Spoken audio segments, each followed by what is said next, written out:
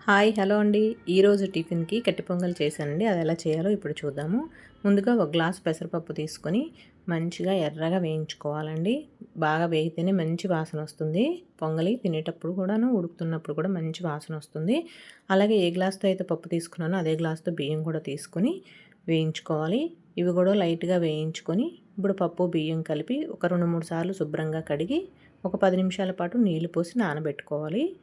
ఇప్పుడు కుక్కర్ తీసుకొని, కుక్కర్‌లో అయినా చేసుకోవచ్చు, మామూలుగా విడిగానైనా వండుకోవచ్చండి. కుక్కర్ తీసుకొని నేనైతే ఒక గ్లాసు పప్పుకి 3 గ్లాసుల నీళ్లు, ఒక గ్లాసు బియ్యానికి 2 గ్లాసులన్నర నీళ్లు వేసుకున్నాను. వేసుకొని అవి కొంచెం ఉడుకుపట్టిన తర్వాత విజిల్ పెట్టుకొని ఒక 6, 7 విజిల్లు వచ్చిన వరకు మెత్తగా ఉడికించుకోవాలి. ఉడికిం ఇప్పుడు మూత తీసి మెత్తగా వెనుపుకోవాలి. కొంచెం సాల్ట్ కూడా వేసుకొని, మనకి గట్టిగా అయినట్టు అనిపిస్తే కొంచెం వాటర్ వేసుకొని మరొక ఉడకనిస్తే సరిపోతుంది. అంతేనండి. ఇప్పుడు కళాయి పెట్టుకొని ఒక అరకప్పు వరకు నెయ్యి వేసుకోవాలి. నెయ్యితో పోపు వేసుకుంటే చాలా టేస్టీగా ఉంటుందండి. నెయ్యి వేడెక్కిన తర్వాత ఆవాలు, జీలకర్ర, మిరియాలు వేసుకోవాలండి. మిరియాలు వేసుకుంటే టేస్ట్ చాలా బాగుంటుంది. కరివేపాకు, ఎండుమిర్చి, ఒక గుప్పెడు జీడిపప్పు. మీరు కావాలంటే పచ్చిమిర్చి తరుగు, అల్లం తరుగు కూడా వేసుకోవచ్చండి. నేను పిల్లలు అంత ఇష్టంగా తినరని వేయలేదు.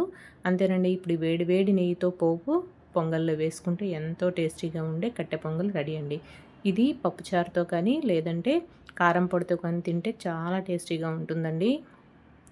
టిఫిన్‌కి కానీ లంచ్‌కైనా చేసుకోవచ్చు. చాలా రుచిగా ఉంటుందండి. ఒకసారి ట్రై చేయండి. ఓకేనండి. బాయ్. లైక్ చేయండి, షేర్ చేయండి, సబ్స్క్రైబ్ చేసుకోండి.